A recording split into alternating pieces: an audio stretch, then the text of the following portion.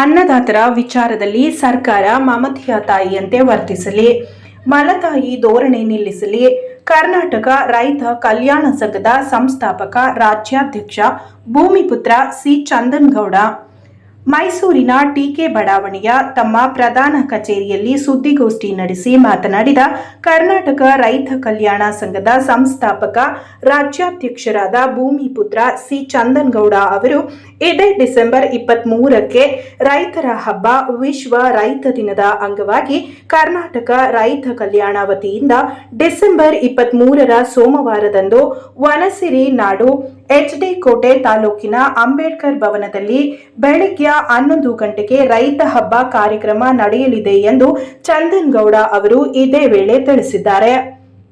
ದೇಶದ ಪ್ರಜೆಗಳಿಗೆ ಸ್ವಾತಂತ್ರ್ಯೋತ್ಸವದಂತೆ ಮಣ್ಣಿನ ಮಕ್ಕಳಾದ ರೈತರಿಗೆ ರೈತೋತ್ಸವ ದಿನ ಪ್ರಾರಂಭಿಸಲಿ ಎಂದು ಸುದ್ದಿಗೋಷ್ಠಿಯನ್ನ ಉದ್ದೇಶಿಸಿ ಮಾತನಾಡಿ, ಕಾರ್ಯಕ್ರಮದಲ್ಲಿ ಶಾಸಕ ಅನಿಲ್ ಚಿಕ್ಕಮಾದು, ಸಂಸದ ಸುನೀಲ್ ಬೋಸ್, ಜಿಲ್ಲಾಧಿಕಾರಿ ಲಕ್ಷ್ಮೀಕಾಂತ ರೆಡ್ಡಿ, ಜಿಲ್ಲಾ ಪೊಲೀಸ್ ವರಿಷ್ಠಾಧಿಕಾರಿ ವಿಷ್ಣುವರ್ಧನ್ ಅವರು ಸೇರಿದಂತೆ ಹಲವು ಗಣ್ಯರು ಈ ಕಾರ್ಯಕ್ರಮದಲ್ಲಿ ಉಪಸ್ಥಿತರಿರುತ್ತಾರೆ ಎಂದು ಅವರು ಕಾರ್ಯಕ್ರಮಕ್ಕೂ ಮುನ್ನ ಅಂದು ಬೆಳಿಗ್ಗೆ 10 ಗಂಟೆಗೆ ಕೃಷಿ ಸಂಸ್ಕೃತಿ, ರೈತ ಪರಂಪರೆಯನ್ನ ಜಗತ್ತಿಗೆ ಕಿಟಕಿ ಸಾರುವ ಜಾನಪದ ಕಲಾ ತಂಡದೊಂದಿಗೆ ವಿಶೇಷವಾಗಿ ಚಿಕ್ಕರಸಿನಕೆರೆ ಬಸವಣ್ಣನ ಮೆರವಣಿಗೆ ಸಹ ನಡೆಯಲಿದೆ ಎಂದು ವಿವರಿಸಿದರು.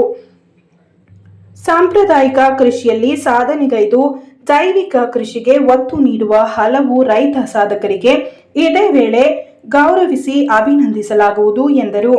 ರೈತರ ತ್ಯಾಗ, ಶ್ರಮ ಮತ್ತು ಸಮರ್ಪಣೆಯನ್ನ ಗೌರವಿಸಿ ಈ ದೇಶದ ಆತ್ಮ ರೈತ, ಆತ್ಮವಿಲ್ಲದೆ ಬದುಕು ಸಾಧ್ಯವೇ ಇಲ್ಲ ಎಂಬ ಸತ್ಯವನ್ನ ಅರಿತು ಕೇವಲ ಧಾರ್ಮಿಕ ಸಾಂಸ್ಕೃತಿಕ ಆಚರಣೆಗೆ ಸೀಮಿತವಾಗದಂತೆ ಈ ಮಣ್ಣಿನ ಮಹತ್ವವನ್ನ ಎತ್ತಿ ಹಿಡಿಯುವಂತಹ, ಈ ಮಣ್ಣನ್ನ ಶ್ರೀಮಂತಗೊಳಿಸುವ ಕಲೆ ಮತ್ತು ಸಕಲ ಜೀವರಾಶಿಗಳ ಹೊಟ್ಟೆಯನ್ನ ತುಂಬಿಸುವಂತಹ ಅನ್ನದಾತನ ಮಹತ್ವವನ್ನ ಜಗತ್ತಿಗೆ ತಿಳಿಸಿ ಹೇಳುವಂತಹ ವ್ಯವಸ್ಥೆಯಲ್ಲಿ ರೈತರನ್ನು ಸ್ಮರಿಸುವ ಹಾಗೂ ರಾಜ್ಯದ ಎಲ್ಲ ಶೈಕ್ಷಣಿಕ ವ್ಯವಸ್ಥೆಯ ಅಡಿಯಲ್ಲಿ ಕಾರ್ಯನಿರ್ವಹಿಸುತ್ತಿರುವ ಶಾಲಾ ಕಾಲೇಜುಗಳ ಪಠ್ಯ ಪುಸ್ತಕದಲ್ಲಿಯೂ ಕೂಡ ರೈತರು ಮತ್ತು ಕೃಷಿ ಮಹತ್ವ ಸಾರುವ ವಿಚಾರಧಾರೆಗಳನ್ನು ಪ್ರಸ್ತುತಪಡಿಸಿ ಮುಂದಿನ ದಿನಗಳಲ್ಲಿ ದೊಡ್ಡ ಮಟ್ಟದಲ್ಲಿ ಉದ್ಯೋಗವನ್ನ ಸೃಷ್ಟಿ ಮಾಡುವ ಕ್ಷೇತ್ರವನ್ನಾಗಿ ಪರಿವರ್ತನೆ ಮಾಡಬೇಕೆಂಬ ಮಹತ್ವಾಕಾಂಕ್ಷೆಯನ್ನ ಸರ್ಕಾರ ಪರಿಗಣಿಸಬೇಕೆಂದು ರೈತ ಕಲ್ಯಾಣ ಆಗ್ರಹಿಸುತ್ತದೆ ಎಂದರು.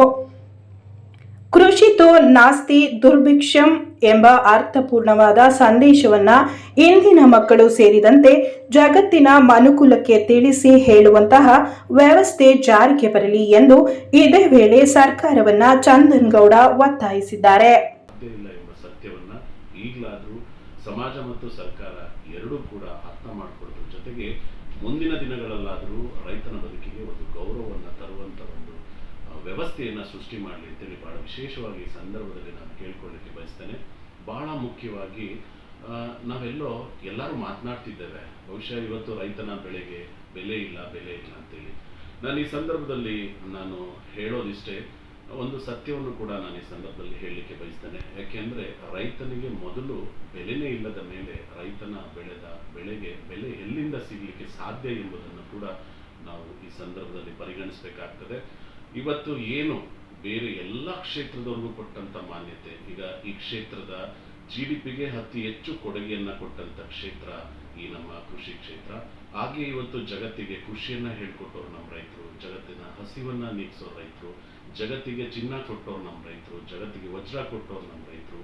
ಸಿಂಧೂ ಕಣಿವೆ ನಾಗರಿಕತೆಯಿಂದ, ಶಿಲಾಯುಗದಿಂದ, ಋಗ್ವೇದ ಕಾಲದಿಂದನೂ ಕೂಡ ಕೃಷಿಯನ್ನ ಮಾಡ್ಕೊಂಡು ಬಂದಿರತಕ್ಕಂಥ ನನ್ನ ರೈತನಿಗೆ ಈಗಲಾದರೂ ನಾಳೆಯನ್ನಾದರೂ ಇಡೀ ಮನುಕುಲವೇ ಎದ್ದು ನಿಂತು ಸ್ಮರಿಸುವಂಥ ಒಂದು ವಿಶೇಷ ದಿನವನ್ನಾದರೂ ನಾವು ಮಾಡಲಿಲ್ಲ ಅಂದರೆ ಬದುಕಿದ್ದು ಏನು ಸಾರ್ಥಕ ಎಂಬುದರ ಆತ್ಮಾವಲೋಕನ ಮಾಡ್ಕೋಬೇಕಾದಂಥ ಪರಿಸ್ಥಿತಿಯಲ್ಲಿ ನಾವು ಬಂದು ನಿಂತಿದ್ದೇವೆ.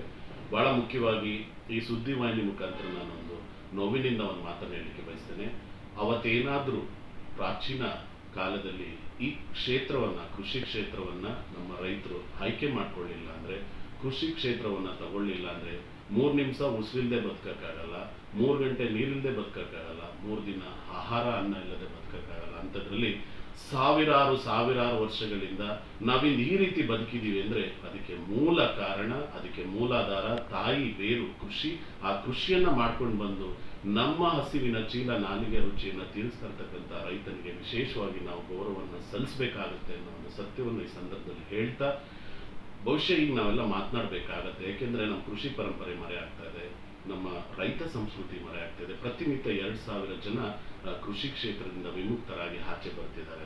ಬಹುಶಃ ಹೀಗೆ ಮುಂದುವರೆದ್ರೆ ನಾಳೆ ಮನುಕುಲ ಏನ್ ತಿನ್ನಲಿಕ್ಕೆ ಸಾಧ್ಯ ಎಂಬ ಸತ್ಯವನ್ನು ಕೂಡ ಸಮಾಜ ಈಗಲಾದ್ರೂ, ಸರ್ಕಾರ ಈಗಲಾದ್ರೂ ಎಚ್ಚೆತ್ತುಕೊಂಡು ಬೇರೆ ಕ್ಷೇತ್ರಕ್ಕೆ ಕೊಟ್ಟಂತ ಮಾನ್ಯತೆ ಮನ್ನಣೆಯನ್ನ ಕೃಷಿ ಕ್ಷೇತ್ರಕ್ಕೂ ಕೊಡಲಿ ಅಂತೇಳಿ ವಿಶೇಷವಾಗಿ ನಾನು ಪ್ರಾರ್ಥನೆಯನ್ನ ಮಾಡ್ತೇನೆ. ಹಾಗೆ ಈಗೇನು ಹೊಸ ವರ್ಷದ ಹೊಸ್ತಿಲಲ್ಲಿ ನಿಂತಿದ್ದೀವಿ, ಭಾಗಶಃ ಸ್ವತಂತ್ರ ಬಂದ ನಂತರ ದಿನಗಳಲ್ಲಿ ಏನು ವರ್ಷಕ್ಕೆ 10 ವರ್ಷಕ್ಕೊಮ್ಮೆ ಕೇಂದ್ರ ಸರ್ಕಾರ ವೇತನ ಆಯೋಗವನ್ನ ಜಾರಿಗೆ ತರುತ್ತೆ. ಹಾಗೆ ಈ ಸಮಾಜದಲ್ಲಿ ಈ ಭೂಮಿ ಮೇಲೆ ಬರೀ ಸರ್ಕಾರಿ ನೌಕರರಿಗೆ ಮಾತ್ರ ತುಟಿ ಭತ್ಯೆ ಜಾಸ್ತಿ ಆಗೋದು, ಬೇರೆ ಸಮಾಜದವರಿಗೆ ಬೇರೆ ಜನರಿಗೆ ತುಟಿ ಭತ್ಯೆ ಜಾಸ್ತಿ ಆಗೋದೇ ಇಲ್ವೇ? ಖಂಡಿತ ನಾನು ಗೌರವಿಸ್ತೇನೆ, ಸರ್ಕಾರಿ ನೌಕರನ್ನ ಗೌರವಿಸ್ತೇನೆ. ಅದರ ಜೊತೆಯಲ್ಲೇ ಸರ್ಕಾರಿ ನೌಕರರಿಗೆ ನೀವೇನ್ ಕೊಟ್ಟಿದ್ದೀರಾ, ಸಂಬಳ ಇದೆ, ವೇತನ ಆಯೋಗ ಇದೆ. ಈಗ ಜನವರಿ 25 ನಂತರ ನಮ್ಮ ರಾಜ್ಯ ಸರ್ಕಾರ ಕೂಡ ವೇತನ ಆಯೋಗವನ್ನು ಜಾಸ್ತಿ ಮಾಡಬೇಕೆಂಬ ಚಿಂತನೆಯನ್ನು ಮಾಡ್ತದೆ. ಬಹಳ ಸಂತೋಷ. ಹಾಗೆ ಎಲ್ಲೋ ಒಂದು ಕಡೆ ತಾಯಿಯ ಮಮತೆಯ ಮಡಿಲಿನಂತೆ ಪ್ರಜೆಗಳ ಕನಸನ್ನ ತೀರಿಸಬೇಕಾದಂತ ಸರ್ಕಾರ ಸ್ವಲ್ಪನಾದ್ರೂ ರೈತರ ಕಡೆ ಹಿತಾಸಕ್ತಿ, ಇಚ್ಛಾಸಕ್ತಿ, ಆಸಕ್ತಿ ಇಲ್ಲಾದ್ರೂ ಬರಲಿ. ಖಾಸಗಿ ಕ್ಷೇತ್ರದವ್ರಿಗೂ ಇನ್ಸೆಂಟಿವ್, ಇನ್ಕ್ರಿಮೆಂಟ್ಸ್ ಇದೆ, ಈ ಕಡೆ ಸರ್ಕಾರಿ ನೌಕರರಿಗೂ ಕೂಡ ಸ್ಯಾಲ್ರಿ ಇದೆ, ವೇತನ ಆಯೋಗ ಇದೆ. ರೈತರಿಗೆ ಏನಿದೆ, 78 ವರ್ಷ ಆದ್ರೂ ರೈತ ತಾನು ಬೆಳೆದ ಬೆಳೆಗಳಿಗೆ ಒಂದು ಬೆಲೆಯನ್ನ ಕಟ್ಕೊಳ್ಳುವಂತ ಒಂದೇ ಒಂದು ಆರ್ಥಿಕ ಸ್ವಾತಂತ್ರ್ಯ ನೀವೇನಾದ್ರು ಕೊಟ್ಟಿದ್ರೆ, ಇವತ್ತು ರಾಷ್ಟ್ರೀಯ ವಿಪತ್ತು ನಿರ್ವಹಣೆಯ ಒಂದು ಅಧಿಕೃತ ಮಾಹಿತಿಯನ್ನು ತೆರೆದಾಗ 20 ವರ್ಷದಲ್ಲಿ 2,683,000 ಜನ ರೈತರು ಆತ್ಮಹತ್ಯೆ ಮಾಡ್ಕೊಂಡಿದ್ದಾರೆ. ಇದು ಕೊನೆ ಯಾರು? ಬಹುಶಃ ಸ್ವಲ್ಪನಾದ್ರೂ ಆತ್ಮಾವಲೋಕನ ಮಾಡಿಕೊಳ್ಳಿ ಸರ್ಕಾರ. ಕೂಡಲೇ ಈ ರೈತರ ದಿನಾಚರಣೆಯನ್ನ ವಿಶೇಷವಾಗಿ ಸರ್ಕಾರಿ ರಜೆಯೊಂದಿಗೆ ಒಂದು ಗೌರವಿತ ಅರ್ಥಪೂರ್ಣವಾದ ದಿನವನ್ನು ಮಾಡಿ, ಹಾಗೆ ಮುಂದಿನ ದಿನಗಳಲ್ಲಿ ರೈತರನ್ನ ಕಾಪಾಡ್ಕೋಬೇಕಾದದ್ದು ಸರ್ಕಾರದ ಹೊಣೆ ಅಷ್ಟೇ ಅಲ್ಲ, ಸಮಾಜದ ಹೊಣೆ ಆಗಿದೆ. ಹಾಗಾಗಿ ನಾಳೆ ಡಿಸೆಂಬರ್ 23 ವನಸಿರಿನಾಡಿನಲ್ಲಿ ಹಮ್ಮಿಕೊಂಡಿರ್ತಕ್ಕಂಥ ಈ ಒಂದು ರೈತೋತ್ಸವ ಕಾರ್ಯಕ್ರಮಕ್ಕೆ ತಾವೆಲ್ಲರೂ ಬಂದು ಪ್ರತಿನಿತ್ಯ ನಾವು ಏನು ಅನ್ನ ತಿಂತಿದ್ದೀವಿ ಆ ಅನ್ನದ ಋಣ ತೀರಿಸುವಂತ ನಿಟ್ಟಿನಲ್ಲಿ ತಾವೆಲ್ಲರೂ ಈ ಕಾರ್ಯಕ್ರಮವನ್ನ ಯಶಸ್ವಿಗೊಳಿಸಿ ಅಂತೇಳಿ ನಾನು ಈ ಮುಖಾಂತರ ಭಕ್ತಿಪೂರ್ವಕವಾಗಿ ಕೇಳ್ಕೊಳ್ಳಿಕ್ಕೆ ಏನೇನಿರುತ್ತೆ ಸರ್ ಕಾರ್ಯಕ್ರಮ? ಸರ್, ಆ ಕಾರ್ಯಕ್ರಮದ ವಿಶೇಷ ಗಣ್ಯರು ಆಗಮಿಸ್ತಾ ಇದ್ದಾರೆ. ಜೊತೆಗೆ ಹಾಗೆ ಕೃಷಿ ಪರಂಪರೆಯನ್ನ ಮತ್ತೆ ಹಾಗೆ ನಮ್ಮ ರೈತರ ಸಂಸ್ಕೃತಿಯನ್ನ ಎತ್ತಿಡಿಯುವಂತ ಸಾಂಸ್ಕೃತಿಕ ಜಾನಪದ ಕಲಾ ತಂಡಗಳ ಮೆರವಣಿಗೆಯೊಂದಿಗೆ ಇವತ್ತೇನು ಕಲಿಯುಗದ ಕಾಮಧೇನು ಚಿಕ್ಕರಿಸಿಕೆರೆ ಬಸವಣ್ಣ ಕೂಡ ಆ ವನಸಿರಿನಾಡಿಗೆ ಆಗಮಿಸ್ತಾ ಇದ್ದಾರೆ. ಹಾಗೆ ಕೃಷಿ ಸಂಸ್ಕೃತಿಯನ್ನ ನಾವು ಮುಂದಿನ ದಿನಗಳಲ್ಲಿ ಮ್ಯೂಸಿಯಂ ಅಲ್ಲಿ ಮಾತ್ರ ನೋಡ್ಬೇಕಾಗತ್ತೆ.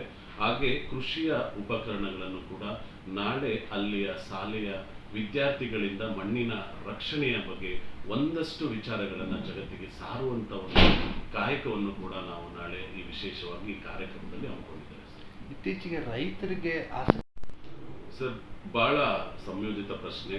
ರೈತರಿಗೆ ಆಸಕ್ತಿ ಕಡಿಮೆ ಆಗ್ತಾ ಇಲ್ಲ ಸರ್. ರೈತರಿಗೆ ಆಸಕ್ತಿಯನ್ನ ಕಡಿಮೆ ಮಾಡುವಂತ ಒಂದು ವ್ಯವಸ್ಥೆ ನಮ್ಮಲ್ಲಿ ಬಂದಿದೆ ಸರ್. ಯಾಕೆಂದ್ರೆ ನಮ್ಮನ್ನ ಯಾರೋ ಒಂದು 150 ವರ್ಷ ಆಳಿದ್ರು ಸರ್. ಈಗ ಯಾರೋ ನಮ್ಮವರೇ, ಅವಾಗೇನೋ ಗೊತ್ತಿಲ್ಲದೆ ಹೊರಗಡೆಯಿಂದ ಬಂದು ನಮ್ಮನ್ನ 150 ವರ್ಷ ಆಳಿದ್ರು. ಆದ್ರೆ ನಮ್ಮೂರ್ನವರೇ 75 ವರ್ಷ ಆಳಿದ್ರು ಕೂಡ ಕೃಷಿ ಕ್ಷೇತ್ರಕ್ಕೆ ಬೇರೆ ಕ್ಷೇತ್ರಕ್ಕೆ ಕೊಟ್ಟಂತ ಮಾನ್ಯತೆ, ಕೃಷಿಗೆ ಬದುಕುವಂತ ಒಂದು ವ್ಯವಸ್ಥೆಯನ್ನ, ಮೂಲಭೂತ ಪರಿಕಲ್ಪನೆಗಳನ್ನ ಈ ಕ್ಷೇತ್ರಕ್ಕೆ ನೀಡದೇ ಇರೋಂಥ ಸಂದರ್ಭದಲ್ಲಿ ಎಲ್ಲೋ